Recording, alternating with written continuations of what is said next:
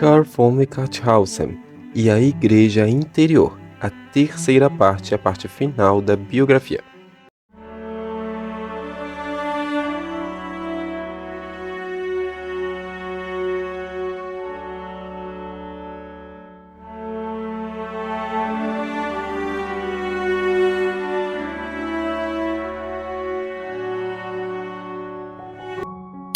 Olá, bem-vindos e bem-vindas ao canal Os Mestres do Passado.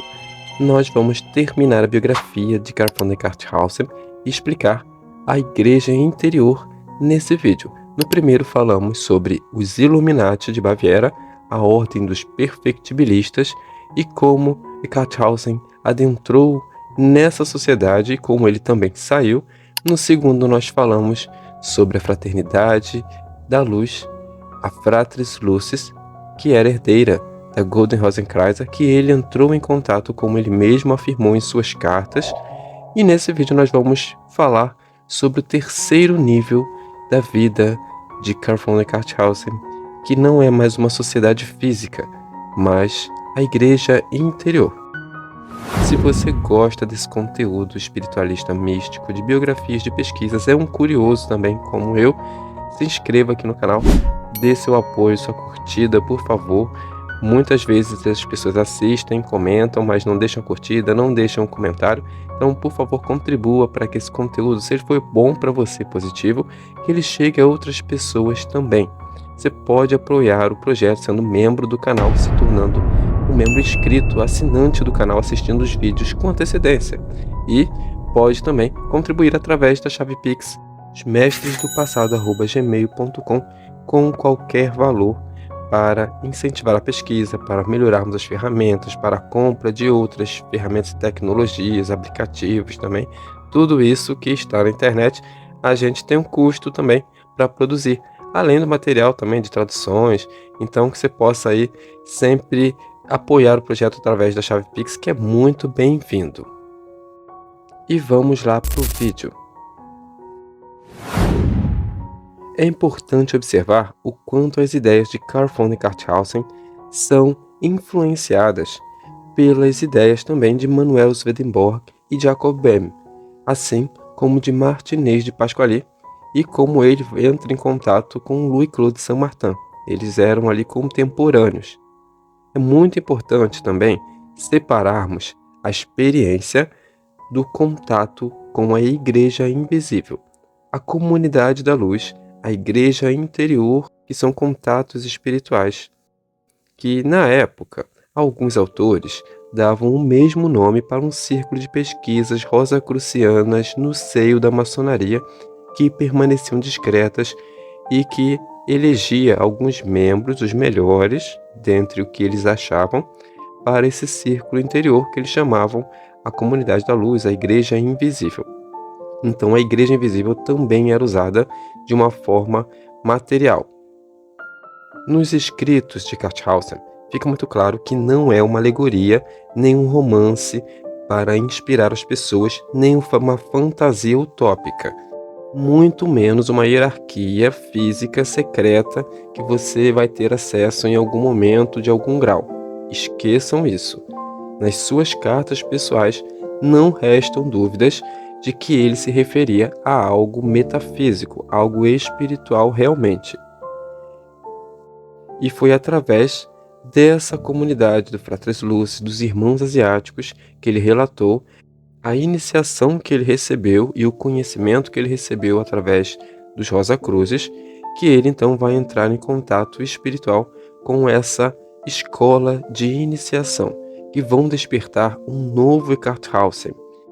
Ele afirma que encontrou seu Mênfis, a sua escola de iniciação na Igreja Interior, e relata essas atividades, esses contatos em suas meditações com essa Irmandade Invisível no livro A Nuvem sob Santuário e também nas suas cartas.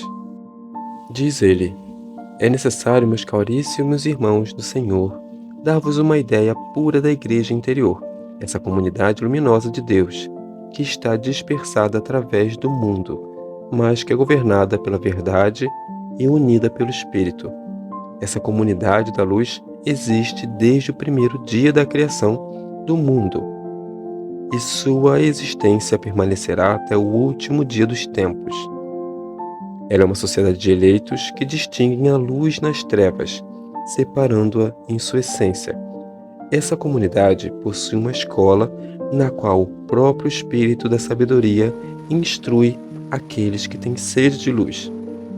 Todos os mistérios de Deus e da natureza são conservados nessa escola pelos filhos da luz.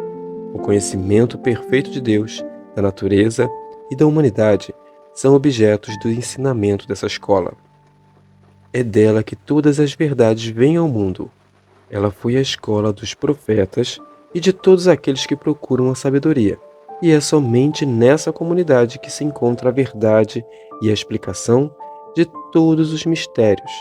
Ela é a comunidade mais íntima e possui membros de todo o universo. Assim é que em todas as eras existiu uma assembleia íntima, a sociedade dos eleitos, a sociedade daqueles mais capazes para a luz que a procuravam. Essa sociedade íntima era chamada Santuário Interior ou Igreja Interior. Todos os símbolos, cerimônias e ritos que possui a Igreja Exterior correspondem à letra da qual o Espírito e a verdade se acham na Igreja Interior. A Igreja Interior nasceu logo após a queda do homem e recebeu de Deus imediatamente a revelação dos meios pelos quais a espécie humana caída seria reintegrada à sua dignidade e libertada da sua miséria. Ela recebeu o depósito primitivo de todas as revelações e mistérios. Ela recebeu a chave verdadeira da ciência, tanto divina como natural. Portanto, os cultos exteriores são uma representação simbólica das verdades interiores, das verdadeiras relações do homem com Deus, antes e após a sua queda, no estado da sua dignidade, da sua reconciliação e da sua mais perfeita união. Todos os símbolos do culto externo estão construídos sobre essas relações fundamentais.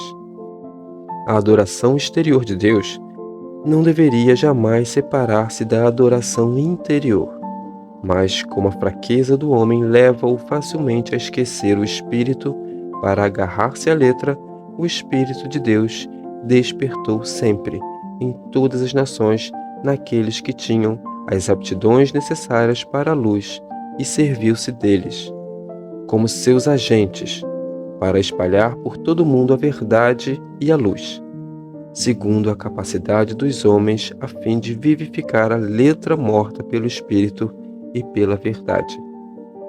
E por esses instrumentos divinos as verdades interiores do santuário eram levadas às nações mais longínquas e modificadas simbolicamente segundo os hábitos, a capacidade, a cultura, o clima e a receptividade, de maneira que todos os tipos de todas as religiões exteriores, seus cultos, suas cerimônias e seus livros santos em geral, têm quase claramente por objeto as verdades interiores do santuário, com as quais a humanidade será conduzida somente no devido tempo, para a universalidade do conhecimento da verdade única.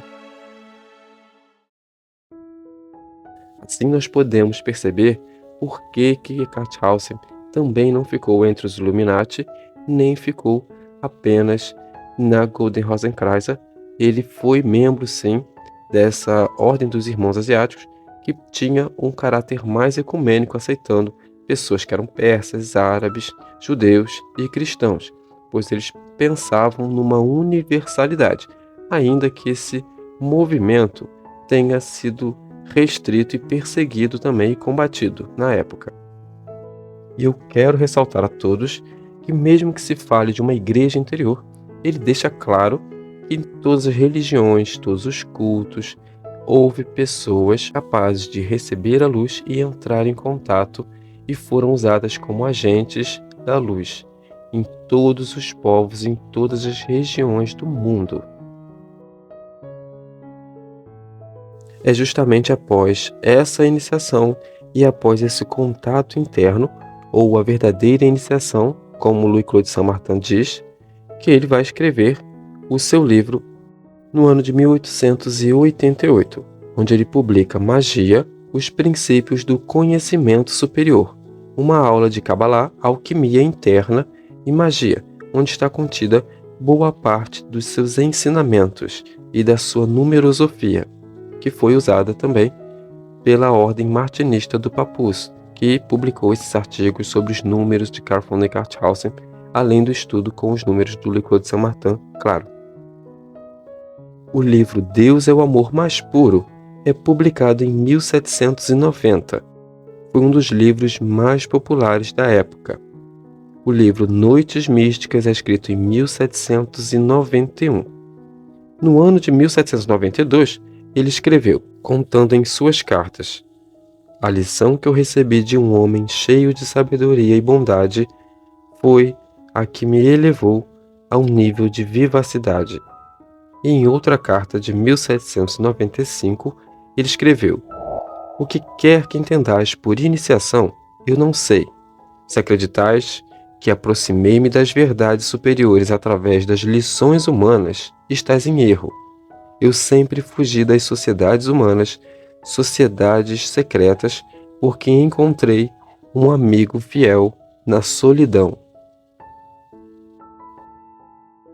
E em 1795 ele escreve A Viagem de Coste, um romance onde o jovem Coste é levado por uma busca, pois ele sente uma realeza espiritual e ele passa por diversas lutas, combates, conhece pessoas, tenta entrar no templo da sabedoria, ele é iniciado, mas ele é armado com um capacete, com uma espada, com um escudo, e ele, como um cavaleiro, ele ao entrar no templo e encontrar a sabedoria, ele fica cego e não consegue, não está pronto ainda para a sabedoria. Então ele precisa ser testado várias vezes até finalmente poder entrar nesse templo e contemplar a sabedoria e ser por ela coroado.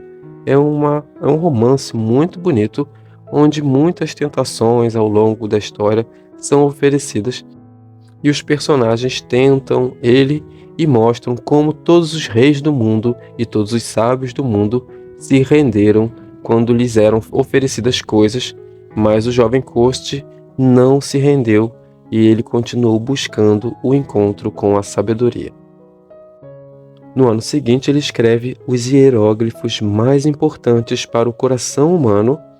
Então, Cartheusen, que era chamado o amigo de Munique por Louis-Claude Saint-Martin, se comunicava com o barão de Liebesdorf nessa época. Em uma carta de 1796, disse ele sobre o filósofo desconhecido: "Rejubilo-me de todo o coração por estardes em contato com o autor do quadro natural, porque tenho um profundo respeito por esse homem, cujos escritos certamente já li umas 50 vezes, como um homem verdadeiramente sábio, como um agente da causa ativa e inteligente.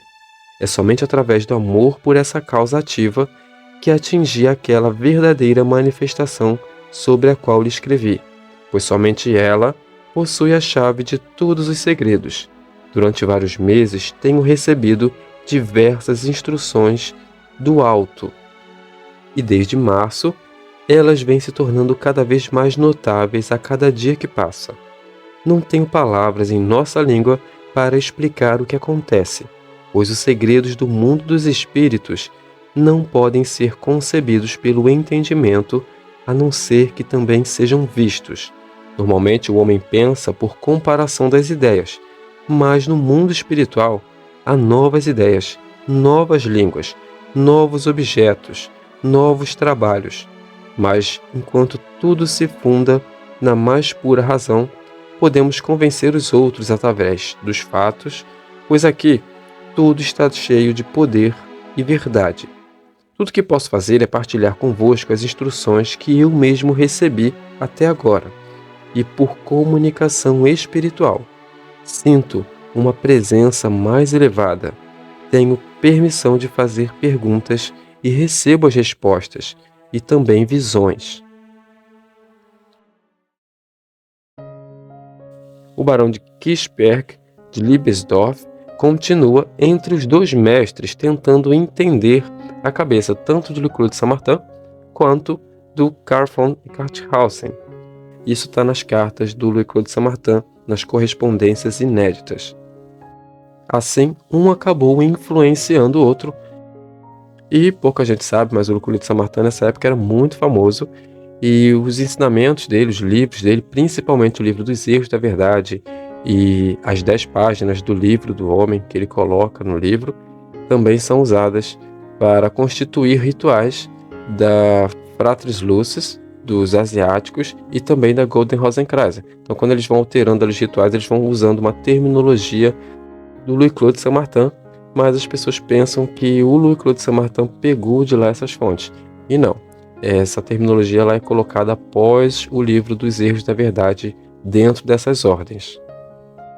E o livro A Nuvem sobre o Santuário, que é um dos ápices da sua espiritualidade, é escrito em 1802, um pouco antes da sua grande iniciação.